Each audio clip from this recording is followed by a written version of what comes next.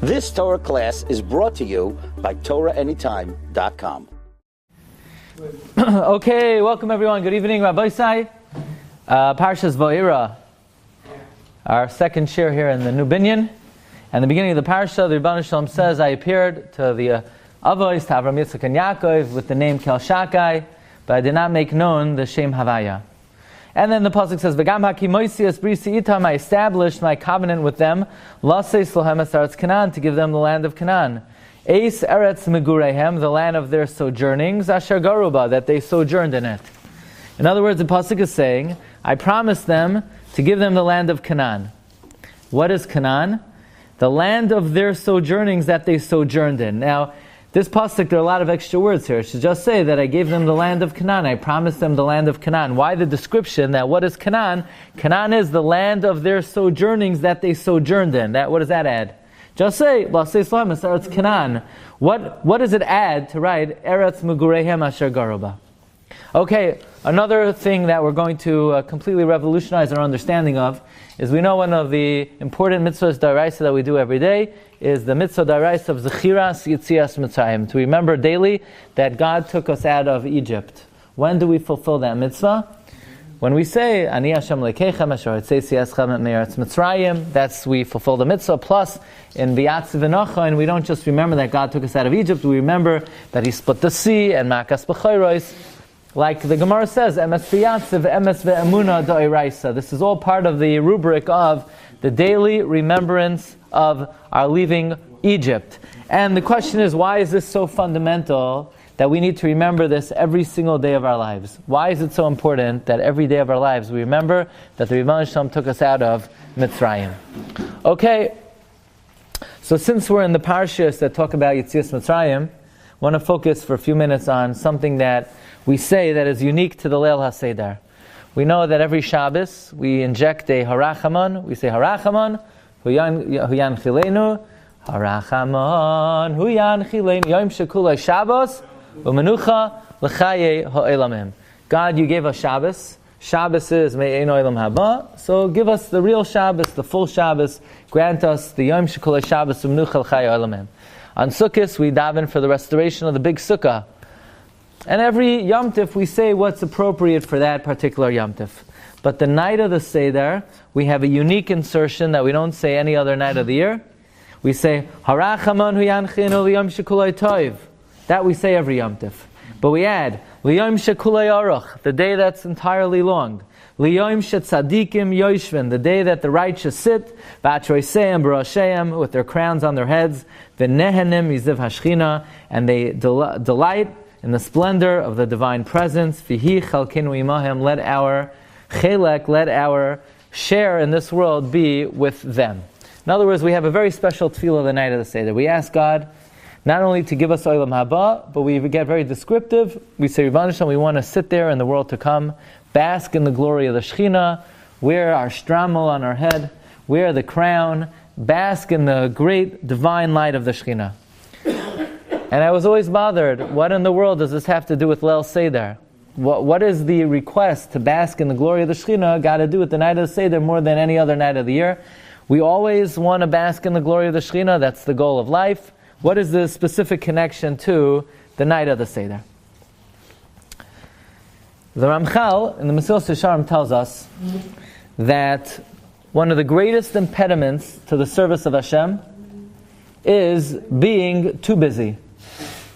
Because the Yetzer Hara knows that if we would have the proper leisure time and the proper free time to think for a moment and think about where we're headed and think about our actions, that contemplation would be so powerful, it would change us in a very meaningful way very quickly. In other words, if we sat down for a moment and said to myself, Glatstein, where are you going? Where are you headed? How are you davening? Imagine if a person asked themselves, one day they sat down and said, how am I davening? How's my davening? Am I really focused on what I'm saying? If a person would seriously think about it, they would realize, oy vey, maybe it's not so good. How am I speaking with people? How am I interacting with people? Is it in the proper way? How do I interact with my family? How am I utilizing my time properly? Am I wasting too much time? If a person would sit down, even for a few moments, and make a real, legitimate cheshbon hanefesh, that few moments of contemplation would be such a powerful experience that a person would begin to regret his wrongdoings and make very serious, drastic changes immediately. So the question is, so why aren't we all big tzaddikim? If thinking even for a few moments about one's repertoire would make such a serious change in one's life, so why aren't we such big tzaddikim?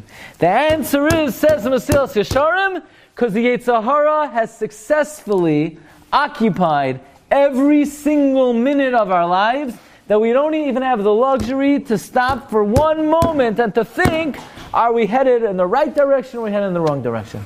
We don't even have 10 minutes. We don't even have 5 minutes. We don't even have 1 minute a day to stop and think, where are we headed? But if we would have a moment a day to think about it, our lives would be completely changed. But the Yetzer Hara is so clever and so smart. First of all, he gives us jobs, so that occupies 90% of our time, or 70%. Then, you have mishpacha, you have friends, that takes apart, another 25. So you're left with 5% left.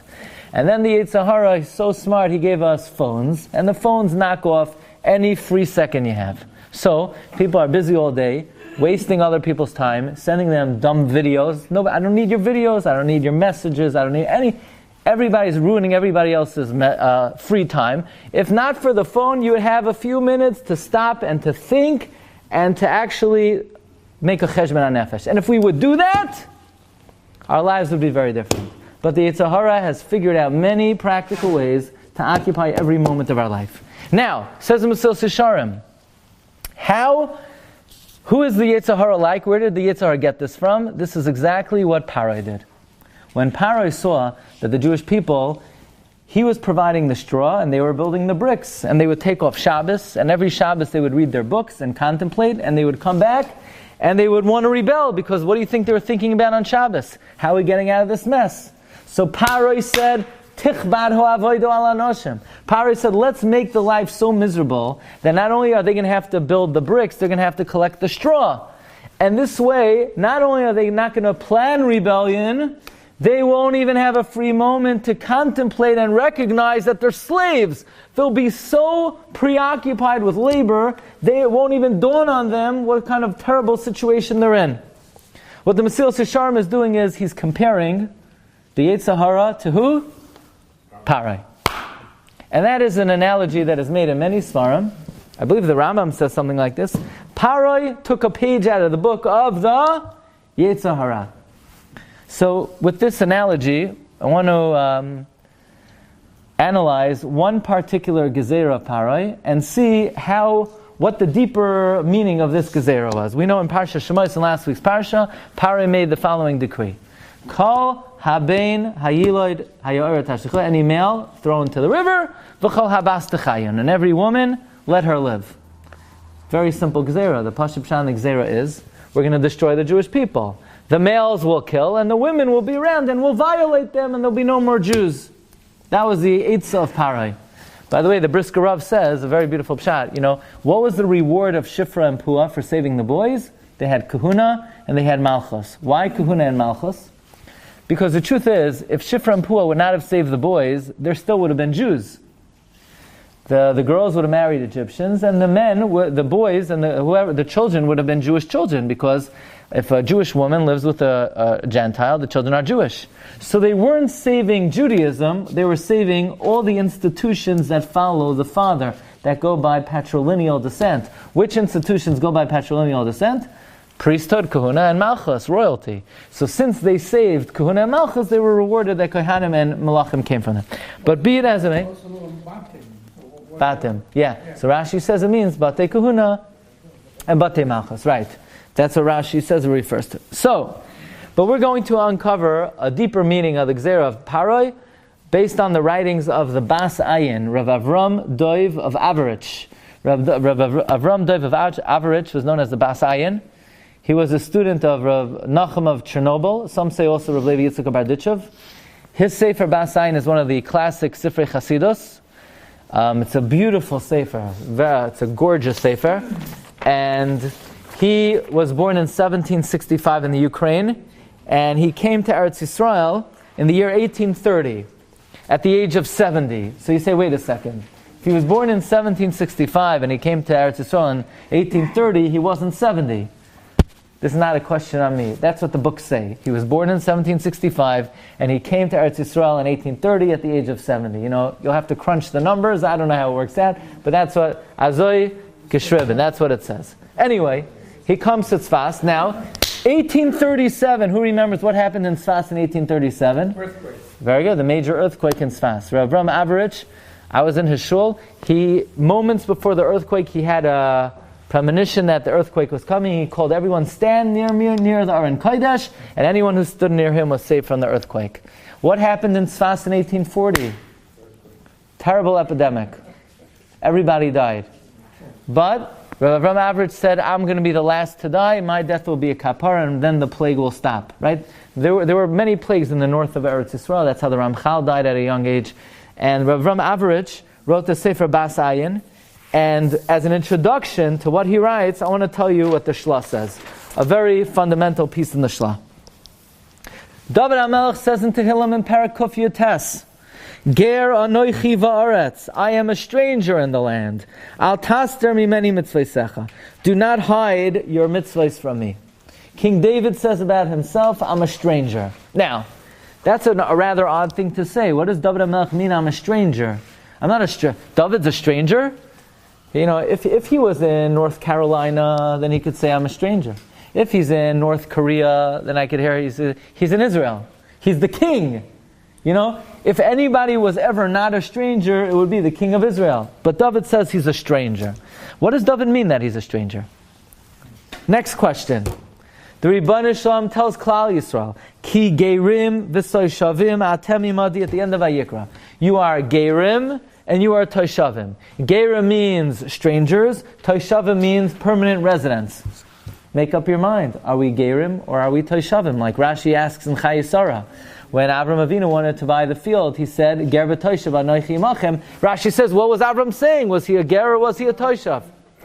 Says the Shlah HaKadosh, Avram Avinu, Klal Yisrael, need to remember always, every day of one's life, every moment of one's life, that in this world, we are all visitors. We are all strangers. You could have a nice house. You could have a big house. You could have poured over samples for your blinds for 30 days straight. You could have gone to the kaisel for 40 days straight to be mispalel that you got the blinds and the bathroom tiles that you wanted. It doesn't matter how much time you invested in your house. This is not your house. This world is a hallway. It's a temporary corridors, a temporary hallway to get to Olam Haba. If someone were to ask, where is the home of a Jew? The answer is where you're going to spend 99.999999% of your existence, and that is Olam Haba. There is no home in this world. In this world, a Jew needs to feel that I'm a stranger. This is not where it's at. My home is in Olam Haba. Now, the Shla describes for us very illustratively what is this world like. It's like a king. And a king sent one of his loyal officers. He said, I want you to go to a foreign country. I want you to go to Africa, to the jungles of Africa. And I want you to find for me a specific kind of diamond. I don't want you deviating. I don't want you doing anything else. I don't want you changing course. I don't want you going elsewhere. I don't want you indulging in anything. You go get the diamond, and when I call you, you come back to me and you bring it to me. But I want you to know that if I call for you and I find you doing something else, I had enough of you. I'm done with you. You lost your job. I will chop off your head and you're finished. But if you're loyal to the mission, you will get such a promotion. You will be elevated. You will be my next door neighbor. You will be given a palace next to mine. Says the Shla HaKadosh, this is exactly what our status is in this world. God takes the soul out of its home. The home of the soul is Olam Haba. And the Rebbe Shalom sends the soul down here. And he says, I'm sending you to Olam Hazeh. You don't belong there. You don't like it. You don't want to be there. There's nothing in this world that gives you any satisfaction. You could have Carlos and Gabby's and upper crust every other night of the year, forever and ever. But you put it in your mouth. When that bite is gone, it's done. You get nothing from it except for, we don't want to talk about an hour later. Okay? There's nothing in this world that you get any pleasure from. You don't want to be here. Bal karchach ata noilad. Everything in this world is shouting out what the wrong thing is. I always say, it's a good thing we have the left-wing media. Why? Because if we didn't have the Torah, we would still know what to do by doing the exact opposite of the media. Whatever the media says is good, is rishus, is wicked. Whatever the media says is bad, is mamish, a mitzvah gedola ad ma'od. Whatever they hold dear is the most lewd, disgusting thing in the world. Whatever they hold is wrong, is prohibited, is mamish, dvarim ha'imdim berumay shalaylam. Says the Shla, everything about this world is the antithesis of the neshama. Every bus screams out to you, get yourself messed up in this world. Run after taiva, gaiva, achila, hana. Everything about this world is the antithesis of the neshama. Says Rebbe, I'm sending you here for a specific mission. Bring back the goods. Torah and mitzvahs. Don't get distracted. Don't deviate.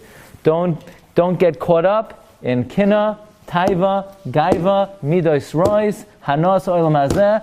Don't get caught up in your own house even, because it's not your house. I have a question. Imagine you went to a hotel, and in the hotel, you looked in the room, and in the bottom corner of the room, the paint was chipping a little bit. Imagine you went down to you're there for one night.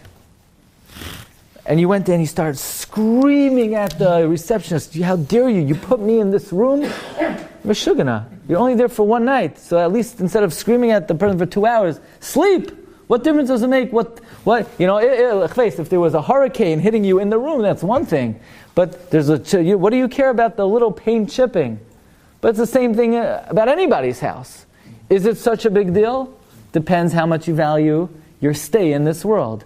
Is this world what we call a destination? Or is it only a station? Is this world where it's at? Or it's only a way to get there? It's only a way to get there. Therefore, says the Shla HaKadosh, don't forget this. Don't deviate from this. Always be concerned. Maybe God will be knocking on the door any moment and I'm going to have to report to Him, did I focus on my mission or did I get distracted in this world? Says the Shla HaKadosh. If you look on page 2 in the second paragraph, about 5 lines into the second paragraph. Zois yashis ha'adam el liboy kol yemei chayav. This is what you need to think about your whole life. B'chol yom, every day. You wake up in the morning. What are you going to think about? You wake up in the morning, what am I going to eat for breakfast? What am I going to eat for lunch? What am I going to eat for supper? How am I going to relax? How am I going to enjoy myself? You missed the boat. Every day, every night, every hour, every moment. And even if you're carrying out your mission, you always need to be concerned, am I carrying out my mission properly? Now the Shlosh says something that was shocking to me. If you were to ask, we know Avram, Yitzchak, and Yaakov, Moshe, David, the greatest people who ever lived. What was their greatness? So, Avram was a Baal Chesed. Yitzchak was a great Mispalel. Yaakov Avinu was a great Loimei Torah. David sang Tehillim. But if we were to dig a little deeper and pinpoint what was the greatness of Avram, Yitzchak, and Yaakov and David, says the Shla, it's they had the conviction and the knowledge. It was so compelling to them that this world is nothing. This world is a hallway. And recognizing that changes your life.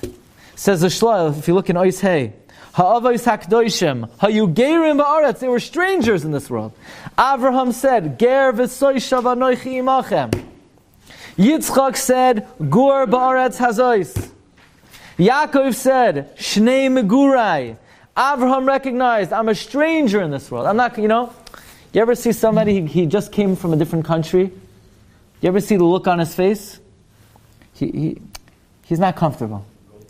He's a greener, right? He's not comfortable. He doesn't know the mannerisms of people. He doesn't know how to act. He doesn't understand. Even if he knows the language, he's just not comfortable in his surroundings. He feels very insecure. A person should not feel too comfortable in this world. Don't be so secure over here. You don't belong. We don't belong here. You're an immigrant. This world, we're immigrants. What did Moshe say? By naming his son Gershom. Oh, very good. Right. So Rishon was saying also, Ki Ger HaYisi Be'eretz Nachriya. We could say Moshe Rabbeinu always, that was perhaps his greatness, even though the Shlah doesn't point that out. And then, so that's a very big chiddush to me. We would have thought that every tzaddik recognizes the transient of this world. But the Shlah is saying the greatness of the Avos was the level of conviction they had that they believed this. They didn't just talk about it, they believed it with every fiber of their being. You know, I'll tell you, I had this chus when I was a bachar for a number of years, maybe 3-4 years, to go to the Shiurim of Avigdor Miller, Zechatzak Lebracha. I asked him many questions. I used to go to a lot of his Shiurim. And the godless of Rav Miller, more than maybe anybody ever met, was that everyone talks about Olam Haba, but you could see in him that he believed there was a reality, like after this year, I'm going to go home. Like I know my home is a reality; it's a real place. He lived that Olam Haba is a reality. You could touch it, you could feel it. That was his godless, or one aspect of his greatness. Then the Shla Kadosh ends off with a story that's quoted in the Orchos Tzadikim. And the Shla HaKadosh says, the story goes, there was a chacham, he saw a guy who was nervous. So he turned to him, he said, what are you nervous about? If you're nervous about this world, God should eliminate your nervousness. And if you were nervous about the next world, you should be nervous even more. It's a good thing to be nervous about. If you're nervous about this, what are you nervous about? You're nervous about, is my drapes going to match the new table that I bought in between the couch? Meshugana. Well, how long are you going to have that couch for? How long is it going to be for? You don't have it too long. If that's what you're worried about, Hashem should eliminate the worry. But if you're worried about what your house is going to look like in Olam Haba, worry even more. Okay, you ready for this? Now, fasten your seatbelts. Says the Bas Ayin, the decree of Paro. We all know that in Mitzrayim we weren't just physically subjugated, our das was subjugated. There's a concept, al pi Kabbalah, that the das, the thought process, the attitudes of the Jewish people were subjugated. Now, what is the single greatest truth in this world? What is the single clearest reality in this world? That this world is only a hallway before the world to come. That is the single greatest truth in this world. And if in Mitzrayim our das was in Galus, that means this idea that Olam Haba is the purpose of existence was being held hostage by Paro. Paro, who is a code word for the Yetzer Hara, by the way. Paro is a code word, says the Bas Ayin, for the Yetzer Hara. The Yetzer Hara, Paro, wants us to forget about Olam Haba. He says, Olam Haba, you worry about it when you get there. In the meantime, this world, you got to have nice shoes, and you got to have nice clothing, and you got to have a really nice car. You have to have a car that when you drive down the street, people should turn their head checking out what kind of car you have. You have to have a really nice house. You have to have a nice watch. You have to have a nice everything. Mitzvahs, you just get them done. Make sure you fit that, you figure out how to get into your schedule. The Yetzer Hara wants a person to forget about Olam Haba. Paro wants us to forget about Olam Haba. You ready for the decree of Paro? In Kabbalah, there's something called Ben and Bas. Ben, the male, represents primary. Bas represents secondary. What is primary? Olam Haba. What is secondary? Olam Hazeh. You know what Paro says? You know what the Yetzer Hara says? Kol haben, take Olam Haba, kol haben yil hayoyro tashtichu. Toss it, chuck it, throw in the river. Forget about it. Forget about Olam Haba. Everyone goes there. Kol Yisrael Yeshlem. Everyone has Olam Haba, Avram Fried says. Every Jew has it. A little more, a little less. We're all going to get there, the Yetzer Hara says. Just come Shabbos afternoon for a few minutes and say a Mishnah and Pirkei Avos. You'll get Olam Haba. The Ikar is Olam Hazeh. The Ikar is the Hakesef Yanes HaKol. You know what the three things the world stands on, the Yetzer Hara says? Money, money, and money. That's what it's all about. So the Yetzer Hara says, take Olam Haba, chuck it in the river. Kol haben. Ben is primary. Olam Haba, haya'ira tashlich. Throw in the river. V'chol habas. But Olam Hazeh, money, pleasure, gaiva, taiva, kavod, kina, techayun. That's what life is all about. That's what Paro says. And that is a battle that every human being wages with Paro, with the Yetzer Hara, every single day of one's life. The central war against the Yetzer Hara is to what level of prominence a person accords Olam Haba. The more you value Olam Haba, the less you value Olam Hazeh. The more you value Olam Hazeh, the less you value Olam Haba. This is the single greatest battlefront in this world. What is more valuable to you? The ben or the bas? Are you going to take the ben and throw it into the river and make your life all about the bas? Or are you going to aggrandize the ben and make the bas secondary? That is the central battle with Paro, the Yitzhak, every day. And every day you need to leave Mitzrayim. Every single day when you wake up in the morning, Yetzer Hara says, how are you going to get more kavod today? How are you going to have more taiva today? How are you going to get more hana today? You have to take the bas and haya'ira tashichu and say, wait a second, let's get things straight here. Today is about getting Olam Haba. Today is about how could I make my schedule? I'm going to daven properly. I'm going to make brachas properly. I'm going to interact with people properly. I'm going to work honestly and ethically. I'm going to guard my time so I could invest in Olam Haba. This is the single most important battlefront that we face every day against Paro, where we have to take the ben and schlep the ben out of the river and downplay the bas. And therefore, every day a Jew has to leave Mitzrayim. And therefore, says the Bas Ayin, that is why it is so critical to remember leaving Mitzrayim every day of one's life. You can't let a day go by. You know what it means to leave Mitzrayim? Leaving Mitzrayim means leaving the influence of the Yetzer Hara, who tries to elevate the importance of Olam Hazeh and downplay the importance of Olam Haba. And that is why you can't let a day of your life go by without remembering Yetzias Mitzrayim and drowning Paro. You got to drown him. You got to take Paro and throw him into the river and say, Paro, this world is the opposite of what life is all about. Every advertisement, every store, every message is you, Paro, is you, Yetzer Hara. Therefore, says the Bas Ayin, this is what it means. Ki mei tseischa me'eretz Mitzrayim arenu neflais. Like the days that we left Egypt, I will show you wonders. And the Zohar asks, what do you mean like the days we left Egypt? We only left Egypt on one day. No. It should say what? Ki yoim tseischa. Why ki mei, like the days? Says the Zohar, because we left Mitzrayim every single day. Every day you have to leave Egypt. Every day you have to extricate yourself from this barrage, this assault of the Yetzer Hara. Ki mei tseischa me'eretz Mitzrayim arenu neflais. So, before we get to the punchline, I want to tell you a story. I think I once mentioned the story. There's a Gavaldiga story. It happened in the times of the Ridvaz.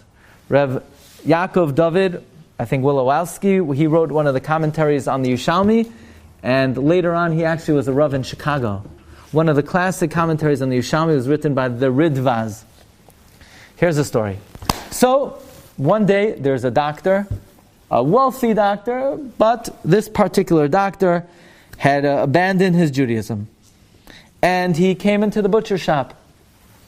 And he sees the butcher, it's Thursday, and it's the busiest day of the week, and the butcher's saying, leave, everyone leave, I gotta run, not now, if you need meat, come back in an hour. So the doctor's very surprised. Who in their right mind would send a customer away? This is the busiest time of the week. And the butcher's saying, I can't deal with you now, you gotta come back a different time, come back in an hour. So the doctor strolls in, he tells Butcher, my hi, what's going on? Why are you chasing everyone away? So the butcher says, I got to go to Mincha, I got to daven, I got to learn, and after all, I got to worry about Olam Haba. So the doctor was very upset by this remark. He said, it's ridiculous. He said, Olam Haba, there's no such thing as Olam Haba. So the butcher says, that's right. For you, there's no such thing as Olam Haba because you're not going to get any. But I'm hoping, for me, there is Olam Haba. So the doctor got very upset. And he says, listen, you're such a big believer in Olam Haba, I will sell you all my Olam Haba for 1 ruble. The butcher said, great, what a bargain. Here's a ruble, and he took his Olam Haba, and he ran to Mincha. 5 years later, a well-dressed woman walks into the butcher shop, and she introduces herself as the almana of the roife. Yeah? And he said, how can I help you? Yeah, I remember your husband. She said, look, the first time my husband came to me in a dream, I dismissed it. And the second time, I dismissed it. But the third time, he was screaming. He said, you don't understand what's going on over here. I am being judged in a very serious case. And the demerits are very, very heavy. And I actually have no mitzvahs. And I screamed out to the dayanim. I said, I don't understand. Maybe I wasn't so religious, but I healed many Jews and I didn't charge them any money. What about Hatzalas Nefashos? Isn't that a great mitzvah? And HaKadosh Baruch Hu told me, you're right, it's a very great mitzvah, and really you should get reward. The only problem is you sold it to the butcher. So you're one and done, where you're roasted and toasted. You're going into the oven not on 450, but on the self-cleaning mode. Help, Sprinza! Get me out of here! What you need to do is go back to the butcher, hand him back the ruble, and get the mitzvahs fast. I'm online here for the oven. So she said, I figured I'd give it a shot. Is there any truth to the story? So the butcher says, absolutely. Yeah, that's the story. For a moment, the butcher says, I was actually thinking of giving you the Olam Haba back. But now that you said in Shamayim that Hashem said that those mitzvahs are very valuable and He would get Olam Haba for it, I'm not giving it back. I'm just a simple butcher. I don't know if I have any zechusim in my life. But now that you told me that upstairs they value those zechusim, there's not a chance in the world that I'm giving you back the mitzvah. So, have a good one, lady. See you later. She goes home. She goes to sleep. Sprinza, I can't believe you did that. You let him get away? You need to run to the Rav of the city. You have to go to the Ridvaz. And we need to have a court case. You have to tell him that this Jew bought my mitzvahs and I'm going to suffer for a very long time. So the next day, she comes to shul, and as the Ridvaz was leaving the shul, she says, Rabbi, I have an interesting shaila for you. And she tells him the whole story. And the Ridvaz does not dismiss the woman. The Ridvaz takes it very seriously. And the Ridvaz makes a big proclamation that at 10 o'clock this morning there's going to be a court case in the city. The butcher versus the lady. And people cannot believe their ears. Is a court case? What kind of court case? Between a butcher and the wealthy woman? And the whole city comes into the shul. You know, what kind of spectacular case this is going to be. And they both present their argument. The Jew says, I bought the Olam Haba fair and square, and I'm not giving it back. And the woman said, it's not right. My husband's about to be toasted and roasted. The Ridvaz thinks, he strokes his beard, goes this way, he goes that way. He says, recess, I'll be back in 30 minutes. 30 minutes later, he takes, here's the psak din, there are 3 parts. Part number 1,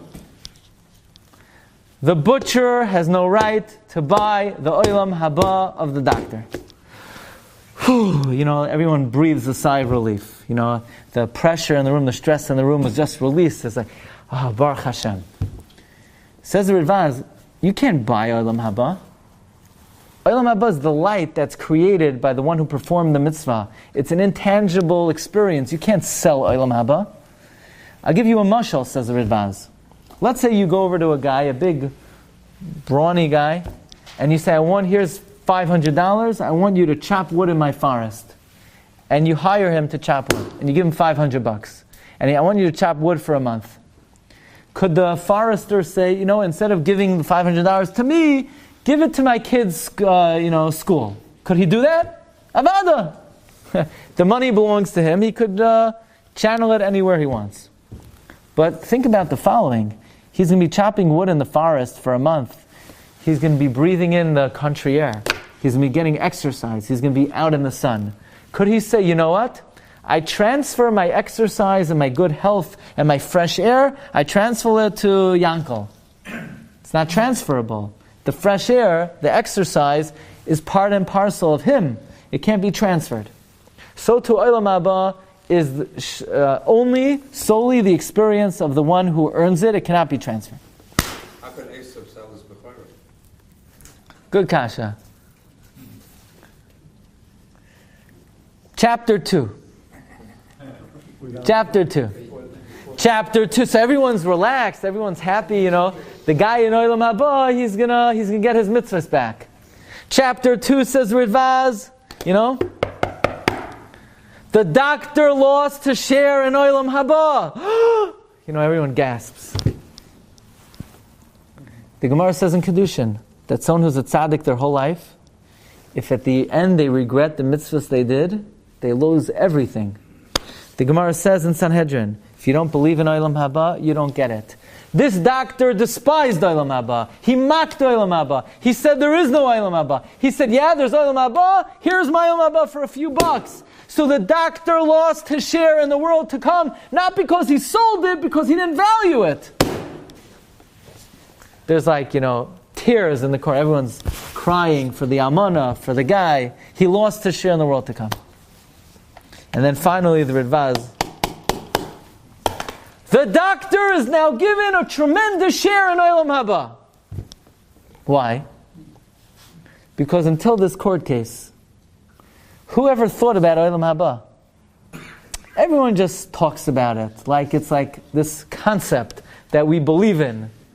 But nobody thinks it's something real. Nobody internalizes it. Nobody lives with it as a reality. But now that people saw that there's an actual din Torah about Olam Haba, and that there's a guy upstairs who's in big trouble because he almost lost his Olam Haba, and that there's a yid downstairs who's willing to buy the doctor's Olam Haba, people start thinking, there's something called Olam Haba. It's real. It's actual. It's something that you have to worry about, something you have to think about. Who caused this whole revelation and who instilled this new level of education in Olam Haba? The doctor.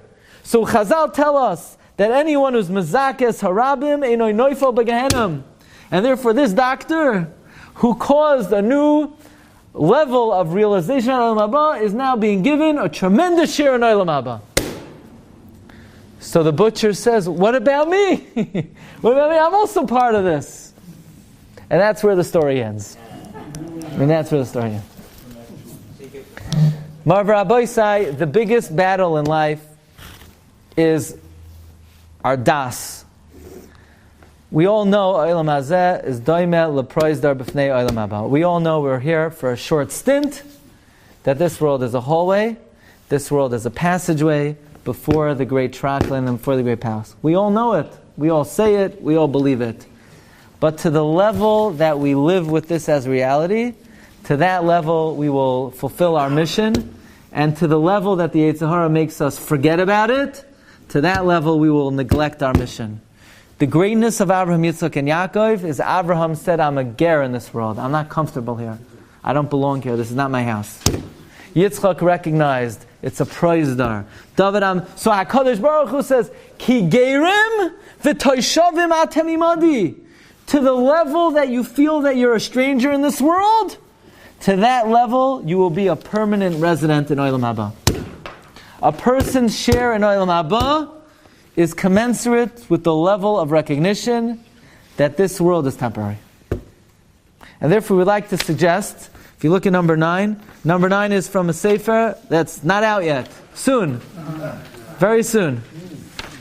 We want to suggest that the night of the Seder, we're talking about we left Egypt, God took us out of Egypt, God redeemed us from Pharaoh, God took us out of the land of the Nile. We're talking Sipur Yetzias Mitzrayim. What's Yetzias Mitzrayim all about? Who cares we got out of Mitzrayim? The objective of getting out of Mitzrayim means we got out of the clutches of the notion that the Iker in this world is the Bas, and Paro wanted to throw the Ben into the river. The Golus Mitzrayim was primarily we could not free ourselves of recognizing the importance of Olam Haba. We forgot about Olam Haba. We aggrandized Olam Hazeh. And therefore, after we spend the whole night speaking about Yetzias Mitzrayim, we say, Ribono Shel Olam, Harachamanu Yanchilenu Yom Shekulei Tov. God, we get the message, we get the point. We understand, somebody told me that almost everyone is Mekayim the mitzvah of Zechiras Yetzias Mitzrayim every night. But before seeing this, I don't think anybody knew why it's so important to remember leaving Mitzrayim every night. And now we're learning because this is the central notion that we need to ingrain within ourselves, and that is, don't fall into the trap of Paroi, Kol Haben, Hayiloid, Hayoira Tashlichu. And therefore, the night of Yetzias Mitzrayim, we say, Ribono Shel Olam, we get the message. You freed us from the clutches of Paroi. You freed us from the clutches of Kol Haben Hayiloid, and therefore we're Mispalel, Harachaman, Huyanchilenu, Yom Shekulei Orach, Yom Shetzadikim, Yoishvin, Vatraseim, Berasheim, Benenim, Miziv Hashchina, Vihi Chalkenu Imahem. And we try to remember, of course, the eternal words of Mesilas Yesharim. Mesilas Yesharim begins, Yisoid HaChasidus, the foundation of piety, V'shoirash ha'avoda tmima, the root of the proper service of Hashem. Sheyizbarer, it should be clear, v'yis'amei seitzel ha'adam, and true to a person, ma chayvasai ba'olamai, what is our obligation in this world? Ulamat tzorich sheyasim mabatoi umegamasai b'chol asher hu amel kol yimei chayav. What should you place your outlook and your aspirations and everything you do throughout your life? And what did our sages tell us? Sheha'adam le'nivra ela lehisaneg al Hashem. That the purpose of creation is to ultimately enjoy, not pleasure in this world, but to enjoy the splendor of the Shekhinah. Because that is the Tainug Hagadol, the Ha'idun Hagadol, Mikol Ha'idunim Sheichem Limatzei. That is the single greatest pleasure. So let's end with the words of the Malbim. The Malbim, coming back to the beginning of the Parsha. The Malbim says that the same way the Shlach HaKadosh says, how do you become a Toshav in Olam Haba? How do you become a permanent resident in Olam Haba? By recognizing that you're a temporary resident in Olam Hazeh. Gerim v'Toshavim. If you realize you're a ger in this world, you'll be a Toshav in the next world. Well, says the Malbim, you know why God gave Eretz Yisrael to Avram, Yitzchak, and Yaakov? Because they viewed this world, Eis Eretz Megureihem Asher Garu Ba. They viewed this world as a world they're just walking through. That's all.